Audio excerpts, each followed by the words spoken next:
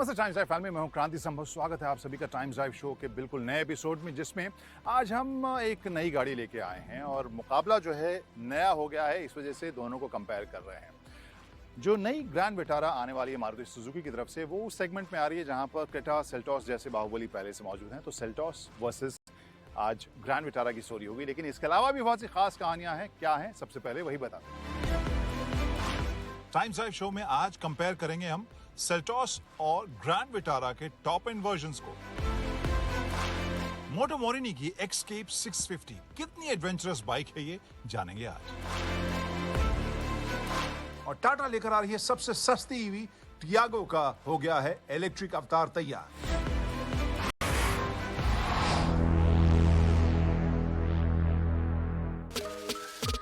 Real showstopper, can't touch me, I'm hot lava. I'm so proud of me, that's why I keep buying Prada. I don't want your man, his pockets be on nada. हम देख रहे हैं mid size SUV segment में काफी दिनों के बाद कुछ धमाल मच रहा है, कुछ एक्शन हो रहा है, नई एंट्रीज हो रही हैं। हाईराइडर का टेस्ट ड्राइव आपने देख लिया है और नई ग्रैंड विटारा की टेस्ट ड्राइव भी आपने देख ली है। लेकिन ये दोनों गाड़ियां जो आ रही हैं, पुराने जो एस्टैब्लिश्ड बाहुबली हैं, जो एस्टैब्लिश्ड प्लेयर्स हैं, उनको चुनौती देंगी। और आज इस कंपैरिजन में हम लेकर आए हैं किसे, किया की लेटेस्ट सेल्टॉस को, जो ग्रैंड विटारा के साथ हम आज कंपेयर करने वाले हैं। सबसे पहले बता दें एजेंडा आज का।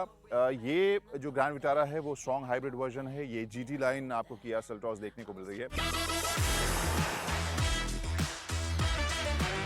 यहाँ पर एज वी स्टार्ट इस वीडियो की शुरू में भी हम इसके लुक्स के बारे में थोड़ी सी बात करते हैं। ऑब्वियसली वो मामला सब्जेक्टिव है, लेकिन यहाँ जो प्रेजेंस इन दोनों का लग रहा है वो कैसा लग रहा है। यहाँ आपको एक बहुत ही बोल्ड क्रोम का इस्तेमाल होते हुए देख सकते हैं इस ग्रैंड विटारा में।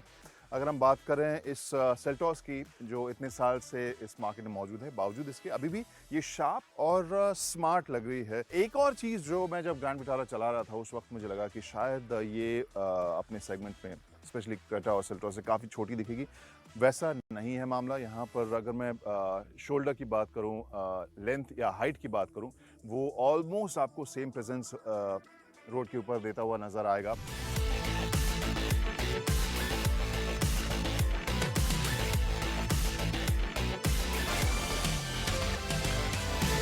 और अब black space Kia Seltos versus grand Vitara. यहाँ पर पहली नज़र में ही आप समझ सकते हैं कि किया सेल्टॉस में आपको ज़्यादा स्पेस मिलेगा। जो यहाँ पर मामला है वो डीप भी है, और नीचे जो आप यूजुअली स्पेस देखते हैं वो आपको नज़र आता है। लेकिन इस वजह से मैंने यूजुअली वर्ड यूज़ किया। ग्रैंड विटारा में जिस तरह का सेटअप आपको मिलेगा वो आपको बहुत यूजुअल नहीं मिलेगा। मामला डबल डेकर टाइप का आपको लग रहा होगा, लेकिन हाँ, स्पेस उतना भी कम नहीं, क्योंकि ये पैनल बेसिकली आप हटा सकते हैं और यहाँ पर थोड़ी जगह आप निकाल सकते हैं। बिकॉज ऑफ दैट बैटरी जो इस स्ट्रॉन्ग हाइब्रिड में लगा हुआ है, इस वजह से स्ट्रॉन्ग हाइब्रिड वर्जन में आपको जगह जो है वो आपको कम नजर आ रही है।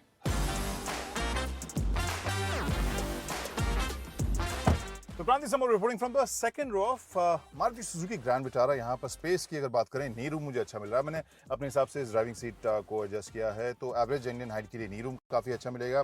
थाई सपोर्ट भी ठीक ठाक है। फुट मूवमेंट के लिए आपको काफ़ी जगह मिलेगी, और बैग जो है सपोर्ट और जिस तरह की कुशनिंग मुझे लग रही है, एक अच्छा बैलेंस सा मुझे ये नज़र आ रहा है। सो लंबी दूरी के लिए आपको ये कंफर्टेबल लगेगा। लंबे पैसेंजर के लिए एक दिक्कत ज़रूर है, और वो है headroom. Kranti Sambhav reporting from the second row of Kia Seltos. और यहाँ सबसे पहली चीज़ जो मैंने महसूस की ग्रैंड विटारा से निकलकर इसमें बैठने के बाद, और वो है हेडरूम। टॉल पैसेंजर्स के लिए यहाँ पर जो रूफ है उसे स्कूप आउट किया गया है, तो जगह एक्स्ट्रा मिल रही है। वैसे भी आपको जगह मिल रही है यहाँ पर, तो मुझे भी एक्स्ट्रा मिल रही है। तो एवरेज हाइट के लिए काफ़ी स्पेशियस आपको हेडरूम मिलेगा। बाकी अगर नी रूम की बात करूँ, बहुत ही कंपेरेबल, हल्का सा में भी इसमें आपको ज़्यादा मिलेगा, लेकिन फुट मूवमेंट वगैरह के लिए जगह जो है लगभग ज़्यादा है। मामला जो है वो किया सेल्टॉस जीती नज़र आ रही है एक्स्ट्रा हेडरूम के साथ।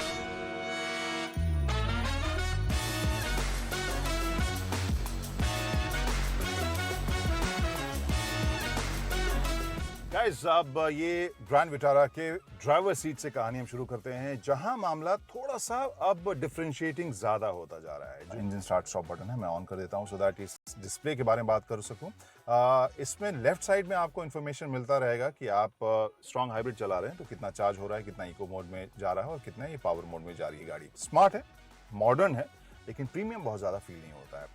इसके अलावा यहाँ पर अगर मैं स्क्रीन की बात करूँ, साइज़ आपको हाल फिलहाल में हम देख सकते हैं कि साइज़ बड़े-बड़े स्क्रीन्स आने लगे हैं और जो इंटरफेस है वो भी थोड़ा-सा और अनक्लटर्ड रहता तो मुझे और बेहतर ये स्क्रीन लगता है। इसकी एक यूएसपी ऑब्वियसली इसका एक बड़ा सनरूफ है। साइज़ बहुत ही इंटरेस्टिंग है क्योंकि हाल फिलहाल तक हमने मारुति सुजुकी को सनरूफ के खिलाफ देखा था। अब जब सनरूफ वो लेकर आ रहे हैं तो बहुत ही बड़े साइज़ का सनरूफ आ रहा है। तो ये एक इंटरेस्टिंग यहाँ पर एडिशन है। हाँ, हेड अप डिस्प्ले भी आपको देखने को मिलेगा जो बलिनो के बाद कंपनी ने शुरू किया है। इसमें अब नेविगेशन का डिस्प्ले भी मिल रहा है। हमारे पुराने रिव्यूज़ को आपने देखा होगा तो शायद वो शिकायत आपको हमारी याद आए।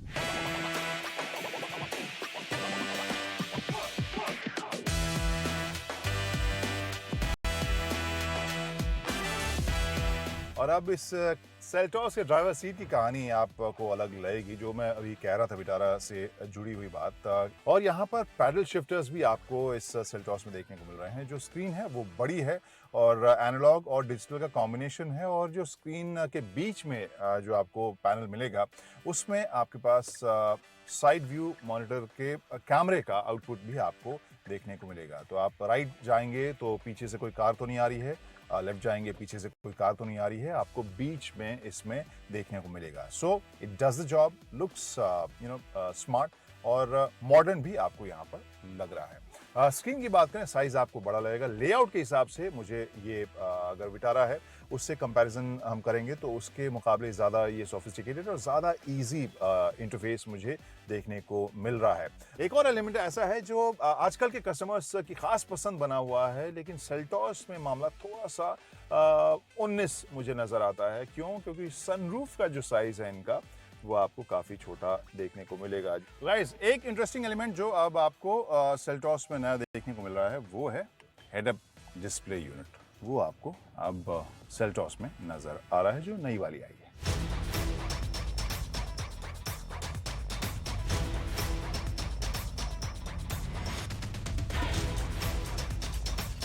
तो गाइस, अब इस ग्रैंड विटारा ड्राइव की बात करते हैं और जैसे आपको हमने बता दिया कि शुरुआत में तो बिल्कुल शांत इसकी होती है बिकॉज ये स्ट्रॉन्ग हाइब्रिड है और 40 kmph तक आमतौर पर ये ईवी मोड में ही चलती है, बिल्कुल क्वाइटली। उसके बाद ये पेट्रोल मोड में चलती है, तो ये एक अलग एक्सपीरियंस आपको होगा। इसके अलावा अगर हम इंजन की बात करें और हैंडलिंग और डायनामिक्स की बात करें तो पहले इंजन में अगर देखें तो शुरुआती ग्रंट या शुरुआती ताकत थोड़ी सी और एक्स्ट्रा होती थी और ये और ज़्यादा स्पोर्टी होती। वहाँ पे आपको लगेगा कि हाँ, थोड़े एक्स्ट्रा ग्रंट की ज़रूरत मुझे महसूस हो रही है। ये मोर और लेस प्रैक्टिकल शहरी माहौल के लिए या ज़्यादा एफिशिएंट जो गाड़ी है उस हिसाब से इसे ट्यून किया गया लगता है। और जब आप इसे पुश करते हैं, थोड़ा सा ज़्यादा हार्ड एक्सीलरेट करते हैं, तो फिर आप इंजन के ऊपर पड़ता हुआ हल्का सा स्ट्रेस आप सुन भी पाएंगे। तो जितनी आवाज़ आ रही है उस हिसाब से इसकी स्पीड नहीं बढ़ी है, तो वो एक आपको लगेगा कि हाँ, ये प्रैक्टिकलिटी की तरफ, फंक्शनैलिटी की तरफ इसका ट्यूनिंग जो है वो ज़्यादा है।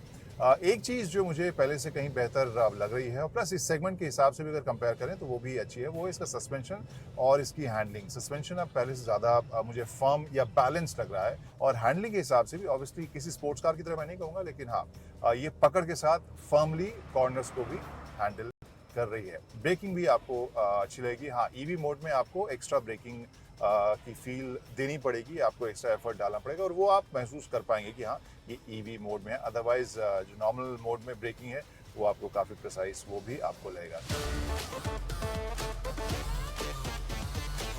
तो गाइस, अब कहानी है सेल्टॉस की शुरू, जहां हम इसे कर रहे हैं ड्राइव। ये है टर्बो वर्जन और वो टर्बो वर्जन ड्राइव की शुरुआत से ही आपको महसूस होता है। Look at this.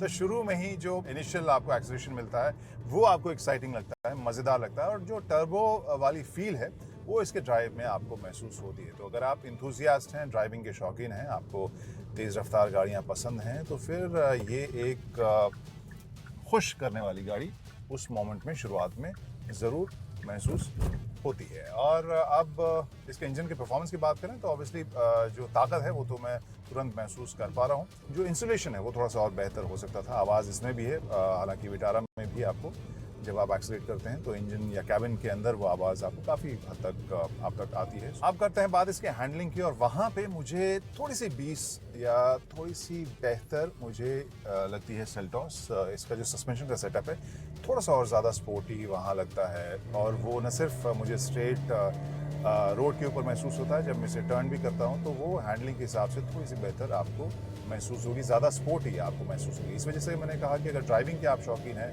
तेज़ रफ्तार गाड़ियाँ आपको पसंद हैं और जनरली थोड़े से अच्छे एक्सीलरेशन से आपका मूड फ्रेश हो जाता है, देन आई थिंक सेल्टॉस की ड्राइव जो है वो आपको ज़्यादा मज़ेदार लगेगी।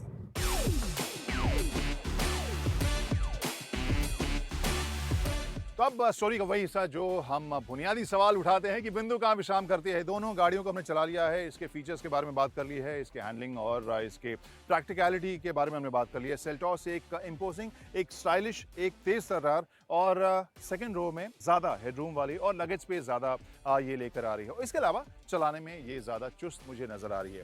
विटारा ब्रेज़ा की अगर बात करें यहाँ पर एक अगर पर्सनैलिटी की बात करें, ऑब्वियसली ये मुझे ज़्यादा स्टाइलिश उसमें लग रही है। ये एक ऐसा डिज़ाइन है जो ज़्यादातर लोगों को पसंद आएगा, बहुत ज़्यादा पोलराइजिंग ये डिज़ाइन नहीं है। सेकेंड रो में हेडरूम मुझे थोड़ा कम लगा, जो लगेज स्पेस है वो थोड़ा कम लगा। फीचर्स थोड़े से और इसमें बेहतर हो सकते हैं।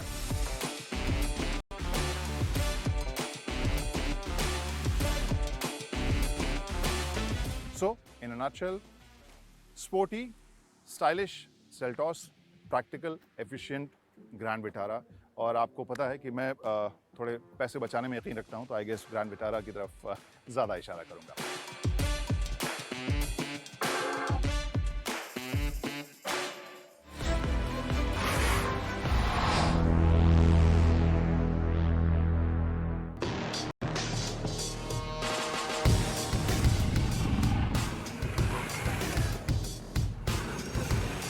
हेलो एवरीवन, स्वागत है आप सभी का टाइम्स ड्राइव के स्टूडियो में। मैं हूं अंकुर तनेजा और साथ में आज मेरे खड़ी है एक नए ब्रांड की नई मोटरसाइकिल। बात करेंगे मोटो मोरिनी, यानी कि इटालियन ब्रांड है जो इंडिया में हाल ही में आया है और इसकी ये एस्केप 650 सीसी बाइक है, एडवेंचर टूरिंग बाइक। शुरुआत करते हैं इसके डिजाइन से, क्या इसमें देखने को मिल रहा है। तो ओवरऑल जो फील लुक है in terms of design, through out adventure touring bike वाला फील देखने को मिलेगा एंड इसको चलाते वक्त इसके वेट में भी वो फील होता है। फ्रंट की बात करें तो यहाँ पे हेडलाइट्स जो हैं वो एलईडी दी गई हैं, कम्प्लीटली एलईडी हैं एंड यहाँ पे जो इंडिकेटर्स हैं, इसके रन इंडिकेटर्स, वहाँ भी एलईडी का इस्तेमाल करा गया है एंड ये बड़ा सा विंड स्क्रीन यहाँ पे दिया गया है। इसको आप मैनुअली, यहाँ पे एक नॉब दिया गया है, उसको खोल के ऊपर नीचे इसको कर सकते हैं, वापस उसको लॉक करेंगे तो ये लॉक हो जाएगी। नॉबी टायर्स हैं तो प्रॉपर ऑफ रोडिंग वाला मामला टायर्स के हिसाब से लग रहा है एंड 650 सीसी का इंजन है। पावर की बात करूं तो अराउंड 58 bhp के आसपास पावर जनरेट करता है और टॉर्क है 54 न्यूटन मीटर्स का। ग्राउंड क्लियरेंस है इसकी 175 मिलीमीटर की और फ्यूल टैंक कैपेसिटी की बात करें तो 18 लीटर्स की फ्यूल कैपेसिटी इसमें दी गई है एंड व्हील बेस है इसका 1480 मिलीमीटर का। एग्जॉस्ट नोट कैसा है वो मैं आपको सुनाता हूँ।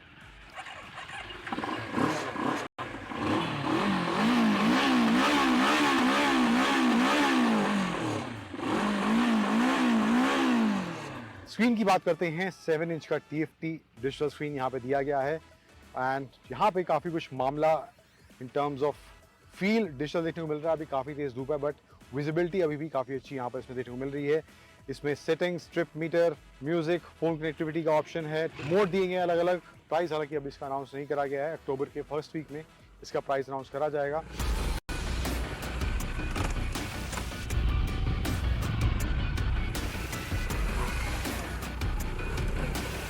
तो बात करते हैं अब इस मोटो मोरिनी एस्केप 650 एडवेंचर बाइक की परफॉर्मेंस के बारे में। तो थोड़ा बहुत मुझे ऑफ रोडिंग करने का भी मौका, एक छोटा सा ट्रैक यहाँ पे इसकी ऑफ रोडिंग एक्सपीरियंस के लिए डिज़ाइन करा गया था, तो कुछ ऑब्स्टिकल्स पर हम इसको वहाँ ले गए। ओवरऑल परफॉर्मेंस की बात करूँ, चाहे स्टीप इंक्लाइन था या ओवरऑल डिक्लाइन के टाइम पर भी सडन ब्रेकिंग करनी पड़ी थी, तो इन टर्म्स ऑफ परफॉर्मेंस कोई दिक्कत मुझे महसूस नहीं हुई और ब्रेकिंग प्रिसाइजली उस समय काम कर रही थी। तो उन सभी ऑब्स्टिकल पर मुझे ये गाड़ी अच्छे से परफॉर्म करती हुई दिखाई दे रही थी। थोड़ा बहुत मुझे लगता है हैंडलिंग को लेके, हालांकि इसका वेट 215 kg के आसपास ही है, कंपटीशन की बात करूं तो उनका वेट भी इसके आसपास ही है, लेकिन थोड़ा बहुत मुझे लगता है बाइक में वो एंगेजमेंट मिसिंग मुझे लग रहा था इस बाइक को ऑफ रोडिंग करते वक्त। थोड़ा बहुत मैंने इसको रोड पर भी चलाया। मैं इसको एक्सटेंसिव फुल रिव्यू नहीं कहूँगा बट एक फर्स्ट इंप्रेशन कहूँगा, क्योंकि तकरीबन 20 से 30 किलोमीटर के आसपास ही ऑन रोड मैंने इसको चलाया, तो वहाँ पर परफॉर्मेंस को लेकर मुझे कोई दिक्कत इस बाइक के साथ महसूस नहीं हुई। इनिशियली भी अच्छा पिकअप, टॉर्क डिलीवरी देखने को मिलता है। शुरुआत में जब इस बाइक को मैंने चलाया तो वहाँ पर इन टर्म्स ऑफ परफॉर्मेंस मुझे लगता है टॉर्क डिलीवरी भी काफ़ी अच्छा इस बाइक में इनिशियली देखने को मिलता है। उसके बाद मेरा मानना है कि सीट का जो डिज़ाइन है, जिस तरह से डिज़ाइन करा गया है, काफ़ी चौड़ी और काफ़ी लंबी सीट है और लंबी दूरी पर अगर आप जा रहे हैं तो वहाँ पर मुझे लगता है इस सीट से काफ़ी अच्छा कंफर्ट और राइडिंग पोस्चर देखने को मिल रहा है। फिर बात करें सस्पेंशन सेटअप की, तो फ्रंट में सस्पेंशन जो दिया गया है अपसाइड डाउन टेलीस्कोपिक फोक्स हैं, फुली एडजस्टेबल है और प्रीलोड, डैम्पिंग, कंप्रेशन, रीबाउंड सब उसमें एडजस्ट आप कर सकते हैं। रियर में बात करूं तो सिंगल शॉक एब्जॉर्बर दिया गया है जहां पर आप प्रीलोड और रीबाउंड डैम्पिंग को एडजस्ट कर सकते हैं। और सस्पेंशन सेटअप की बात करूं तो वहां पर भी मुझे लगता है ऑफ रोडिंग पर जब मैं कर रहा था और ऑन रोड पर भी जब मैं इसको ले गया तो वहां पर सस्पेंशन सेटअप से मुझे कोई दिक्कत महसूस नहीं हुई। फिर आते हैं इसके ब्रेकिंग वाले एस्पेक्ट पर, तो फ्रंट में डबल डिस्क ब्रेक दी गई हैं, ड्यूअल चैनल एबीएस के साथ ये बाइक आती है जिसको आप टर्न ऑन टर्न ऑफ कर सकते हैं, यानी स्विचवेल एबीएस इसमें दिया गया है।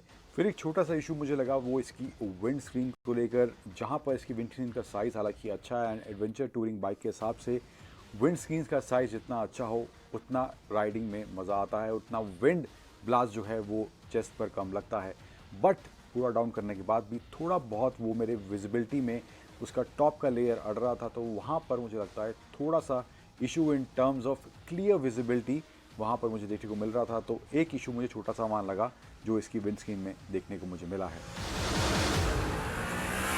जो चैलेंज मुझे लगता है इस बाइक के साथ रहने वाला है, एक तो ब्रांड जो है अभी नया नया इंडिया में आया है, तो कस्टमर के साथ कितना रिलेटेबल या कस्टमर कितना इसको एक्सेप्ट करते हैं या नहीं, वो एक चैलेंज कंपनी के लिए होने वाला है। एंड दूसरा, अभी इसका प्राइस हालांकि अनाउंस नहीं हुआ है, तो वो प्राइस बैंड क्या रहने वाला है इस बाइक का कंपटीशन के मुकाबले, तो वो भी मुझे लगता है एक फैक्टर ऐसा रहने वाला है इस बाइक के लिए जो कस्टमर्स को इस ब्रांड की तरफ या इस बाइक की तरफ खींच के लाएगा या नहीं लाएगा, वो एक डिसाइडिंग फैक्टर ज़रूर बन सकता है। But overall bike in terms of handling, in terms of riding काफ़ी केपेबल है एंड परफॉर्मेंस भी काफ़ी अच्छा मुझे देखने को मिल रहा है। और अगर आप इस सेगमेंट में, इस 650cc सेगमेंट में एक बाइक एडवेंचर टूरिंग बाइक देख रहे हैं तो ये एक अच्छा ऑप्शन ज़रूर बन सकता है।